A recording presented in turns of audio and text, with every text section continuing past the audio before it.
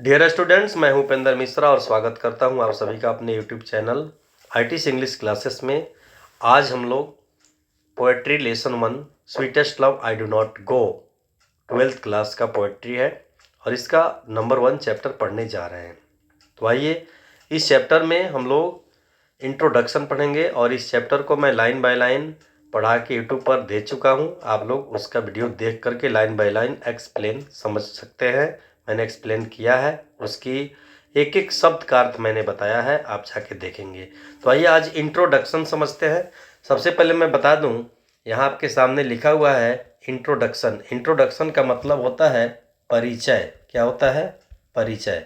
यानी इस लेसन का मैं आप लोग को परिचय और समरी दोनों ये बताने जा रहा हूँ। आप लोग ध्यानपूर्वक देखेंगे। ये आप सामने जो देख रहे हैं स्क्रीन पे, ये जो पिक लगा हुआ है, ये जॉन डन जी हैं। जॉन डन, इन्होंने ही इस लेसन को लिखा है। Sweetest love I do not गो के राइटर जॉन डन जी हैं। और इंट्रोडक्शन में कौन कौन सी बातें जाननी है, आइए जानते हैं। फर्स्ट में जानना है पोएट्स नेम, यानी इस लेसन के पोएट का नाम यानी कवि का नाम क्या है, तो जॉन डन। याद रखेंगे। इनका वर्ण यानी जन्म, बॉर्न कब हुआ था, तो 22 जनवरी 1572 को हुआ था। बॉर्न प्लेस, कहाँ पे जन्म हुआ था, तो लंदन इंग्लैंड में हुआ था। डेथ 31 मार्च 1631 यानी 31 मार्च 1631 को इनका डेथ हुआ था, मौत हुआ था। आइए ऑक्यूपेशन। ऑक्यूपेशन का मतलब मैं बता दूं, पेशा होता है। ऑक्यूपेशन मीन्स, फिर से सुन लीजिए, पेशा। पेशे से यह पोएट यानी कवि थे। लॉयर मतलब वकील थे। आप प्रीचर का मतलब उपदेशक भी थे, उपदेश देते थे। इनके बारे में कुछ इंपॉर्टेंट बातें हैं, जानना जरूरी है, जो एग्जाम के लिए इंपॉर्टेंट है। John done was born in London. John Donne का जन्म लंदन में हुआ था। इनटू ए प्रॉस्पेरस रोमन कैथोलिक फैमिली, यानी इनका जन्म एक रोमन कैथोलिक परिवार में हुआ था। और प्रॉस्पेरस का मतलब समृद्ध, समृद्ध, समृद्ध का मतलब धनी मनी, अमीर परिवार में हुआ था, रोमन कैथोलिक फैमिली में। ये रोमन कैथोलिक क्या है, तो ईसाई धर्म का संप्रदाय है। ईसाई धर्म दो संप्रदाय में बटा हुआ है, एक प्रोटेस्टेंट और दूसरा कैथोलिक। तो ये कैथोलिक में जन्मे थे, जबकि उस समय इंग्लैंड में कैथोलिकों का विरोध हो रहा था। यहाँ लिखा गया है कि when England was anti Catholic, यानी जॉन डन का जन्म लंदन में एक समृद्ध रोमन कैथोलिक परिवार में उस समय हुआ था जब इंग्लैंड कैथोलिकों का विरोध कर रहा था। नेक्स्ट इनके बारे में जानना है लाइन कि Donne was forced to leave Oxford University. ये ध्यान देंगे, without a degree because of his religion. मतलब डॉन को अपने धर्म के कारण बिना डिग्री के ऑक्सफोर्ड यूनिवर्सिटी छोड़ने पर मजबूर होना पड़ा था। यानी उनका धर्म कैथोलिक था और ऑक्सफोर्ड यूनिवर्सिटी में केवल ही केवल प्रोटेस्टेंट रह सकते थे, जिसके कारण उन्हें बिना डिग्री के ही ऑक्सफोर्ड यूनिवर्सिटी छोड़ देना पड़ा था। डन को यहाँ देखेंगे, नेक्स्ट टॉपिक्स इनके बारे में है। नेक्स्ट इंपॉर्टेंट लाइन है कि डन वाज ब्रीफली, ब्रीफली का मतलब होता है कुछ समय के लिए, सेंट टू प्रिजन, प्रिजन का मतलब जेल होता है, याद रखेंगे। फॉर सेक्रेटली का मतलब गुप्त रूप से, चुपके रूप से। मैरिंग का मतलब शादी करना, विवाह करना। हिज पैटर्न्स, पैटर्न्स का मतलब होता है संरक्षक, और एपोस्ट्रोफी एस लगा हुआ है तो संरक्षक के, निस मतलब भतीजी, एनीमोर। यहाँ देखिए, जॉन डन अपने ही संरक्षक की भतीजी एनीमोर से गुप्त रूप से विवाह कर लिए थे, जिसके कारण कुछ समय के लिए उन्हें जेल भेज दिया गया था। उसके बाद हम लोग समझेंगे लिटरेरी मूवमेंट्स, यानी साहित्यिक गतिविधि या आंदोलन। साहित्य के आंदोलन में, साहित्य की गतिविधियों में इन्हें मेटाफिजिकल पोएट के नाम से जाना जाता है। और ये क्वेश्चन काफ़ी भी आई, यानी निश्चित रूप से इम्पोर्टेंट है। कई बार बिहार बोर्ड में पूछा जा चुका है ऑब्जेक्टिव में कि जॉन डन को कौन से पोएट के नाम से जाना जाता है, तो याद रखेंगे मेटाफिजिकल पोएट के नाम से जाना जाता है। और डन यहाँ देखेंगे नेक्स्ट एक और इम्पोर्टेंट लाइन है कि done is well known for his songs and sonnets.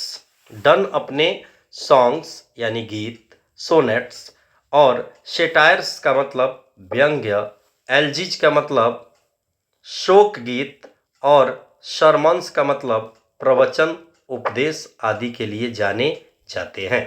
प्रसिद्ध व्यक्ति हैं और सॉन्ग्स भी लिखते थे, सोनेट्स भी लिखते थे और सेटायर्स भी लिखते थे, एल्जीज भी लिखते थे, सरमन्स भी लिखते थे। अब ये सोनेट्स क्या होता है इसके बारे में मैं आपको बता दूं कि सोनेट्स जो है वह 14 पंक्ति की कविता होती है। सोनेट्स 14 लाइन की पोएम्स को सोनेट्स कहते हैं। सोनेट्स के 2 भाग होते हैं, आगे मैं बताता हूं आपको। आइए चलते हैं नेक्स्ट स्लाइड पे।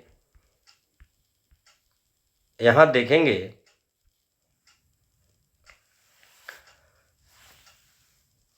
थीम, चैप्टर का थीम क्या है, इस अध्याय का मुख्य विषय क्या है, इसके बारे में जानते हैं। Sweetest love I do not go, ये जो देख रहे हैं आप, has been written by John Donne for his wife any more. यहाँ बिलव्ड भी लिख सकते हैं क्योंकि एनी मोर जो थी उनकी प्रेमिका भी थी और उनकी वाइफ भी थी।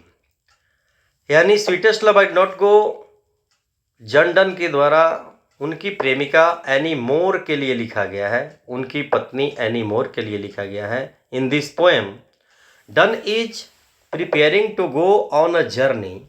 इस कविता में जो जॉन डन है वो एक यात्रा के लिए जाने की तैयारी कर रहे होते हैं। But his wife is afraid of का मतलब भयभीत होना, डरना।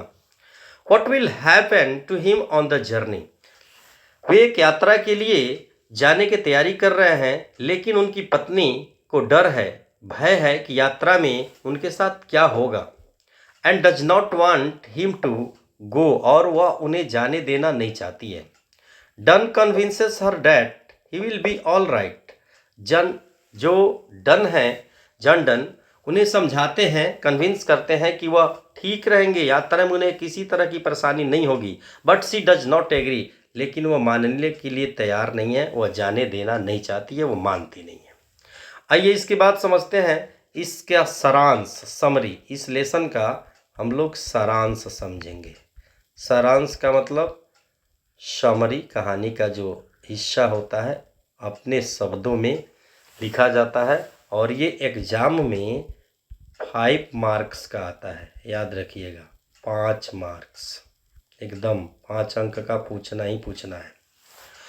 तो इसका समरी कैसे लिखेंगे, तो समरी लिखने का एक तरीका है। जैसे कि समरी में हेडिंग होता है, उसके बाद हेडिंग के बाद पाठ की मुख्य बातें होती हैं, लेसन की मुख्य बातें होती हैं। तो सबसे पहले हम लोग हेडिंग देंगे, फिर पाठ की मुख्य बात जिसको बॉडी या कंटेंट कहते हैं, उसके बाद कंक्लूजन देंगे। इस तरह समरी लिखा जाता है। अब कैसे हम लोग लिखेंगे, देखिए। Sweetest love I do not go is a very fine poem, यानी sweetest love I do not go बहुत ही सुंदर, बढ़िया कविता है। Composed by a metaphysical poet John Donne, जो एक आध्यात्मिक कवि जॉन डन के द्वारा रचित है, लिखा गया है। He was born in London in 1572, उनका जन्म लंदन में 1572 में हुआ था। He is well known for his songs and sonnets, वे अपने सॉन्ग्स मतलब गीत और सोनेट्स के लिए बहुत ही अच्छे तरीके से जाने जाते हैं। उसके बाद मैं आपको बता दूं, he has composed a lot of poems. A lot of का मतलब याद रख लीजिएगा बहुत सारा या बहुत सारी। उन्होंने बहुत सारी कविताएं लिखी हैं, रची हैं। But this poem entitled sweetest love I not go is one of them, लेकिन ये जो कविता जिसका शीर्षक sweetest love I not go है उनमें से एक है। आइए, ये तो हो गया हेडिंग। अब उसके बाद हम लोग इसका कंटेंट समझते हैं, बॉडी समझते हैं। इन this poem the poet is consoling his wife, telling her that he is going away not because is tired of her. इस कविता में कवि अपने प्रेमिका को, अपने पत्नी को ये बताते हैं ये विश्वास दिलाते हैं कि वे उनसे दूर इसलिए नहीं जा रहे हैं कि वे उनसे थक गए हैं, बल्कि वे ऊब गए हैं, ऐसा भी नहीं है। वे दूसरी कोई बेटर वुमेन चाहते हैं, अच्छी औरत चाहते हैं, इसके लिए भी उनसे दूर जाना नहीं चाहते हैं। तो फिर आखिर जाना क्यों चाहते हैं? तो आइए इस पर विचार करते हैं। Since he has to part with her one day, चूंकि एक ना एक दिन उन्हें अपनी प्रेमिका से, अपने पत्नी से, एनीमोर से दूर होना ही है, इसलिए so he wants to rehearse to separately for some time, इसलिए वे उनसे कुछ समय के लिए जुदा होकर यह अनुभव करना चाहते हैं कि उन्हें कैसा महसूस हो रहा है। ही सेज डैट, वे कहते हैं कि the sun sets in the evening, वे अपनी तुलना सूरज से करते हैं और सूरज की तुलना अपने से करते हैं। एक्चुअली जो पोएम्स होते हैं उनमें सिमलीज, मेटाफोर, हाइपरबोल, आयरोनी, पर्सोनिफिकेशन, ये एलिमेंट्स हैं लिटरेचर के, ये लगा के लिखा जाता है। इसके बारे में चर्चा की जाएगी आपको ग्रामेटिकल टर्म्स में, या मेरे ऑफलाइन क्लास में आप चाहें तो आके देख सकते हैं, पढ़ सकते हैं। He says that sun sets in the evening, वे कहते हैं कि शाम में सूरज डूब जाता है, and rises again in the morning, और सुबह में फिर वह आ जाता है। बट थोड़ा सा इसको अलग किया जाए, चूंकि आप लोग इधर पढ़ चुके हैं, यहाँ पढ़ना है।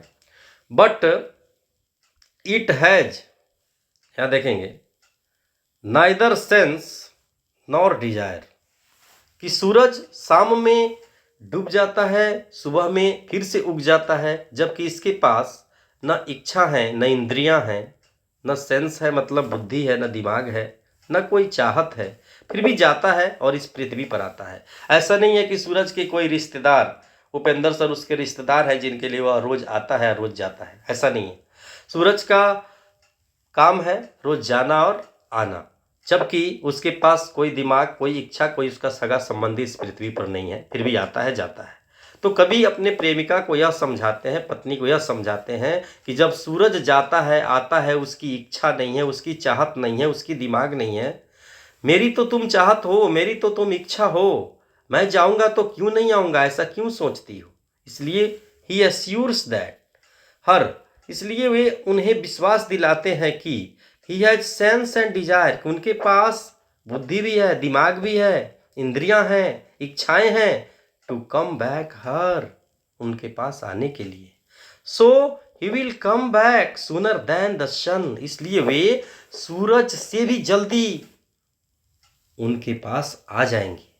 जबकि सूरज के पास कोई शॉर्टकट तरीका नहीं है, 8 मिनट 20 सेकंड में वह धरती पर उसका प्रकाश आता है, जबकि मानव चाहे तो जहाँ 3 घंटा लगना हो जाने में, वहाँ 1 घंटा में भी जा सकता है। तो इसलिए वे कहते हैं कि सूरज के पास कोई शॉर्टकट वे भी नहीं है, डिजायर भी नहीं है, सेंस भी नहीं है, फिर भी जाता है आता है। मेरे पास तो तुम हो, मैं तुम्हें छोड़ के जा रहा हूँ, इतना तो मैं जानता हूँ ना कि मैं तुम्हें छोड़ के जा रहा हूँ, तो मैं जरूर आऊँगा और सूरज से भी तेज गति में तुम्हारे पास आ जाऊँगा। फिर कहते हैं कि ही ऑल्सो सेज, वे कहते हैं कि man's power is very feeble, कि मानव की शक्ति काफ़ी कमज़ोर हो गई है। He tells her wife not to be shed tears, वे अपने पत्नी से कहते हैं कि आंसू न बहाओ, because that will be him sad and weak, ये आंसू उन्हें कमज़ोर कर देंगे, उदास कर देंगे। ही सेज, वे आगे कहते हैं, not to for think of any ill during his journey, कि वे उनके यात्रा के दौरान बिल्कुल कोई बुरी बात, कोई बुरा ख्याल मन में न सोचे, अदरवाइज मतलब अन्यथा, अदरवाइज मतलब अन्यथा डेस्टिनी में फुलफिल इट, डेस्टिनी का मतलब भाग्य होता है, कि कहीं ऐसा ना हो कि भाग्य इसे पूरा कर दे जो तुम बुराई सोच रही हो। अपने पत्नी से कहते हैं कि मेरे बारे में कोई बुरी बात मत सोचो, भाग्य कहीं पूरा कर सकता है। एट लास्ट, और अंत में कहते हैं कि the people who are in each others heart never be separated, यहाँ भी छूटा हुआ है, जो लोग एक दूसरे के दिल में रहते हैं वे कभी जुदा नहीं हो सकते हैं, वे केवल शारीरिक रूप से जुदा होते हैं, आत्मिक रूप से कभी जुदा नहीं हो सकते हैं। इसलिए really this poem is very interesting and remarkable. वास्तव में यह कविता काफ़ी रोचक है, अस्मरणीय है।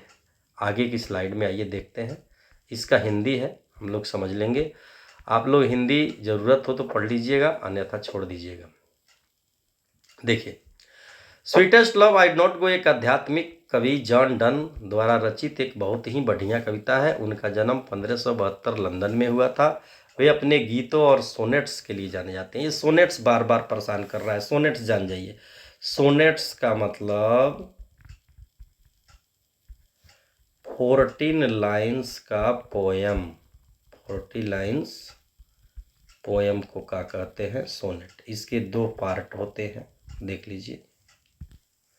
इसके 2 पार्ट कौन कौन होते हैं? 2 पार्ट, एक को ओक्टेव कहते हैं और दूसरे को सेस्टेट कहते हैं। सेस्टेट। ओक्टेव में 8 लाइन्स होता है, याद रखना है, और सेस्टेट में 6 लाइन्स होता है। दोनों को जोड़िएगा तो 8 और 6 14 हो जाता है। इसको सोनेट कहते हैं। तो सोनेट्स के लिए प्रसिद्ध हैं। उन्होंने बहुत सारी कविताएं लिखी हैं, लेकिन sweetest love I do not गो नामक यह कविता उनमें से एक है।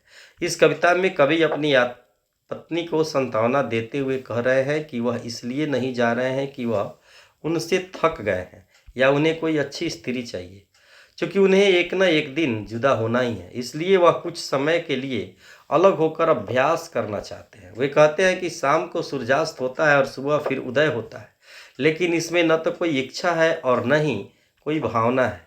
वह उन्हें विश्वास दिलाते हैं कि उनके पास वापस आने की इच्छा है, भावना है, इसलिए वे सूर्य से भी पहले वापस आ जाएंगे। और यह भी कहते हैं कि मनुष्य की शक्ति बहुत कमज़ोर हो गई है।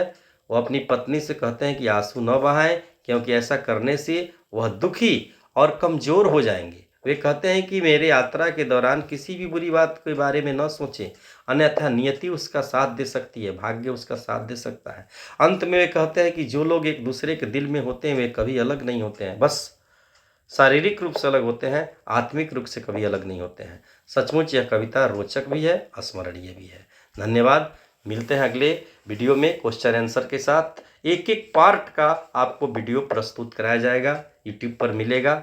चैनल पर आइए, लाइक, सब्सक्राइब, शेयर, कमेंट करना ना भूलिए। धन्यवाद।